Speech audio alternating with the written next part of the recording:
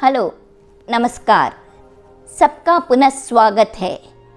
आज मैं और एक बैच फ्लावर रेमेडी चिकरी के बारे में बताने वाली हूँ।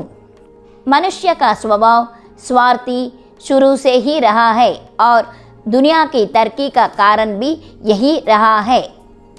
वह अपने स्वार्थ के लिए दूसरों के पीछे छोड़कर आगे जाना चाहता है।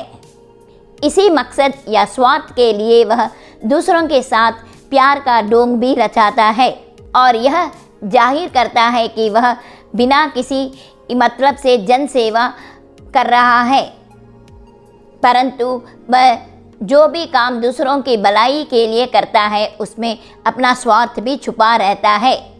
इस तरह के लोग अगर सिनेमा थिएटर में सिनेमा देखने के लिए जाते हैं तो वे अपने साथ किसी और को अपने खर्चा में टिकट लेकर ले जाते हैं, क्योंकि उनको अकेले जाने का इच्छा नहीं होता है। उसको हर समय कोई ना कोई साथ देना पड़ता है। अगर वे कार ड्राइव करके बाहर जाते हैं तो अपने साथ एक छोटे बच्चे को भी ले जाते हैं, क्योंकि उनको लगता है कि अगर कुछ हो गया तो कोई ना कोई यह बच्चा मेरी मदद करेगा। इस तरह के लोग अगर देश के लिए मरने के लिए तैयार होते हैं तो उनको लगता है कि मरने के बाद मेरा नाम अमर हो जाएगा।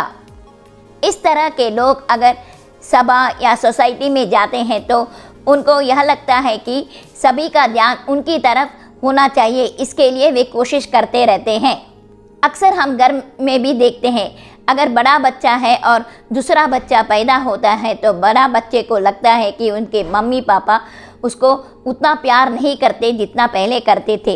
इसलिए अगर जब कोई भी गेस्ट आते हैं तो उनके सामने यह बच्चा शोर मचाता है या इधर उधर भागता है या अपने भाई को मारता है, ताकि सब लोग उसकी तरह ध्यान दे।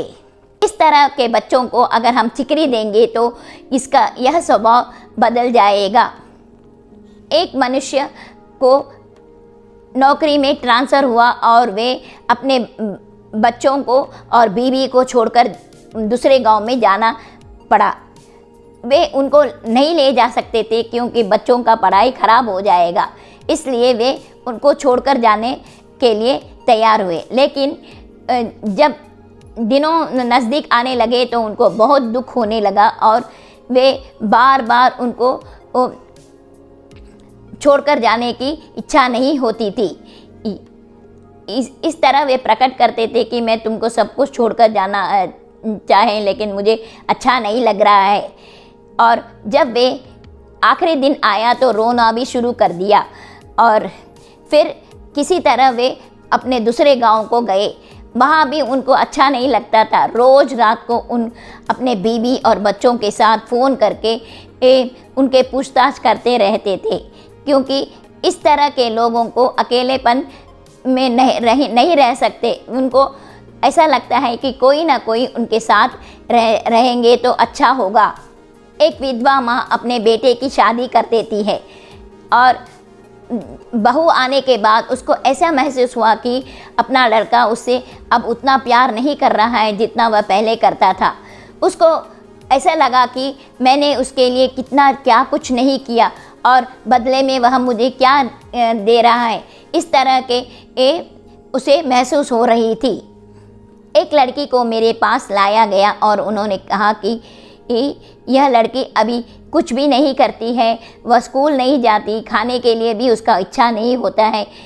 तो मैंने पूछने पर उनका क्यों ऐसा स्वभाव बदल हुआ तो उन्होंने कहा कि इसके पिताजी एक्सीडेंट में चल बसे, तब से वह उसको किसी कामों में भी इच्छा नहीं रहता था और खाने में भी उसका मन नहीं लगता था।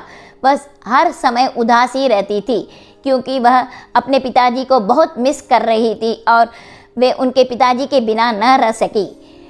इस तरह के बच्चे को मैंने चिकरी दिया और थोड़े दिन के बाद वह फिर से वापस अपने सब कामों में इंटरेस्ट लेने लगी और स्कूल को जाने लगी और ड्राइंग क्लास सबको भी जाने शुरू किया और बहुत खुशी होने लगी।